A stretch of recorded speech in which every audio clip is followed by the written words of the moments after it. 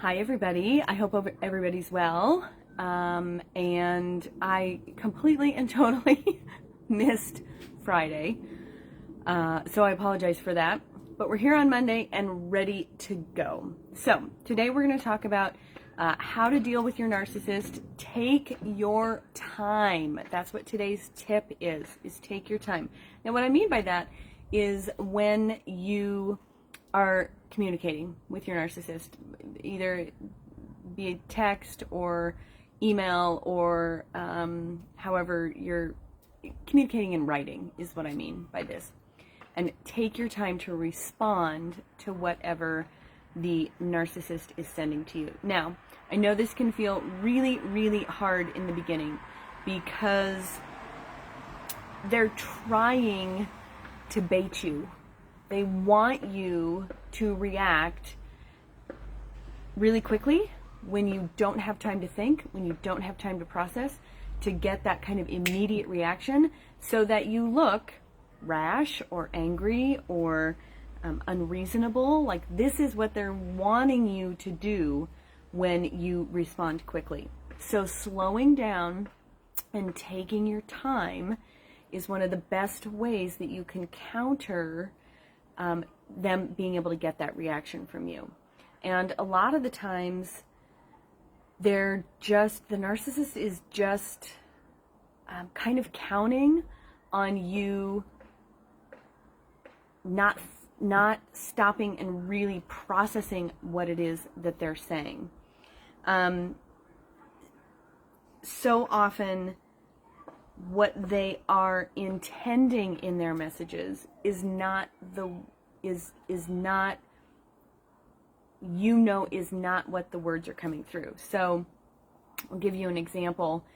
Many years ago, my ex-husband sent me an email that said, well, I wouldn't have you arrested if you did this, because he wanted to have on record that if I did this thing, that he would call the police on me.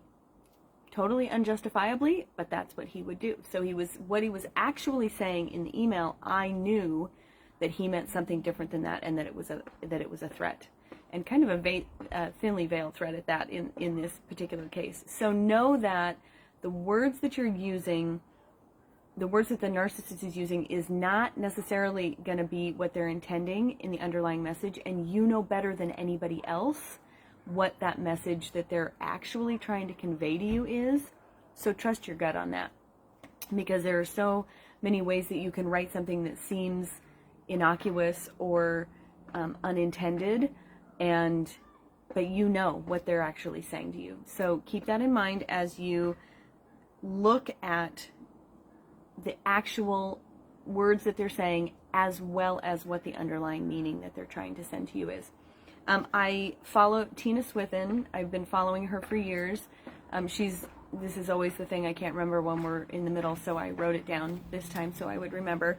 She's a fantastic resource. She started an organization called One Mom's Battle, and she has this amazing newsletter out there called Lemonade Wisdom.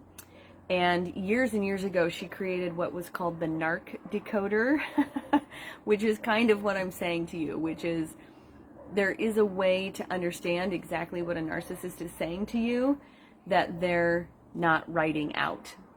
And they think that they're very smart and that they're being very tricky, and that they're getting a reaction, trying to get a reaction out of you. Again, trust your gut that you know how they're trying to get at you. So if you slow down and process that before you respond, your responses are always going to be more in your favor. So keep that in mind. The next thing to remember when a narcissist is communicating with you is that they want you to engage. Like, that's one of the number one things that a narcissist wants from you, is to engage with them. They consider this whole process a game, and I know that it doesn't feel that way when you're being demeaned and threatened and insulted and treated badly. It's not a game to us, right? We wouldn't ever treat people that way. We would never want people to treat us that way. So understand from where they're coming from, it's a game and they want you to engage. So the longer you take to respond to them, the less willing you are to respond particularly right away, and the more measured your responses are, the more well thought out and planned your responses are, it becomes much less fun for the narcissist, because you're not engaging right away, you're not giving them what they want, you're not giving them the attention they want. So really consider that that's one of the benefits in taking the time to respond, is that you're kind of training the narcissist over time that you're not at their beck and call. Now, when you have kids, this can be really difficult, can be really challenging, and there are going to be times you just have to respond, that you're not going to be able to get away with doing anything but doing a quick response. If that's the case, go back to our last Facebook Live, which was Clear Your Head. Take 5 or 10 or 15 minutes and take a brisk walk, run around the house, do some yoga, get out kind of that overwhelming energy and what can sometimes feel like anxiety in responding or based upon what they're saying to you. Meditate, pray, take a cat nap, whatever you need to do that's right for you. If you are in a position where you must respond relatively quickly, then create some space for yourself between reading what they're reading what they're sending to you, and actually responding. If you have the opportunity to write a draft and provide a draft to a friend or a family member who understands what you're facing with your narcissist, you can do that. You can. One of the best things that I have found when you write something is to read it out loud. How does it sound when you read it out loud? So that's another way you can, if you are in a position where you have to respond to the narcissist right then and there, you can always build in 5 or 10 or 15 minutes. So that's that tip. Let's see. I don't think I have any more tips. I think I'm at the end of my notes. Yay, always have notes. You've got this. The reality is you have the ability to take a few breaths, to not react immediately.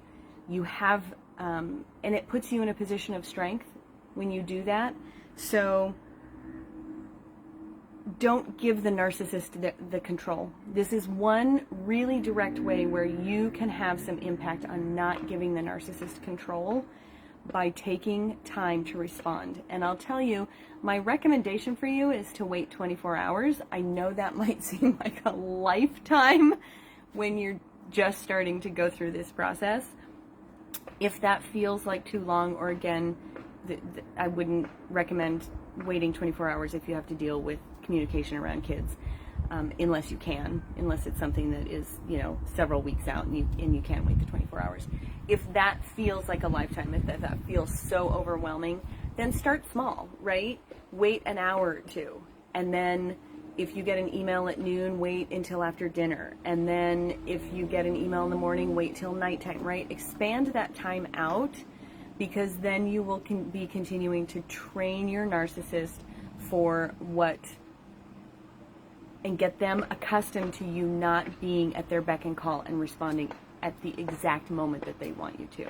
It's going to protect you. It's going to protect your kids if you've got kids in the mix.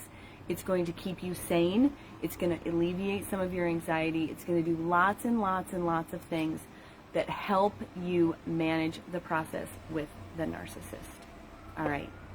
If you have any questions, please feel free to put them in the comments below. You can always reach out to me directly. I am always here to help and support you, so never hesitate to reach out. I hope you all have a fantastic day. Love you, and I'll see you soon.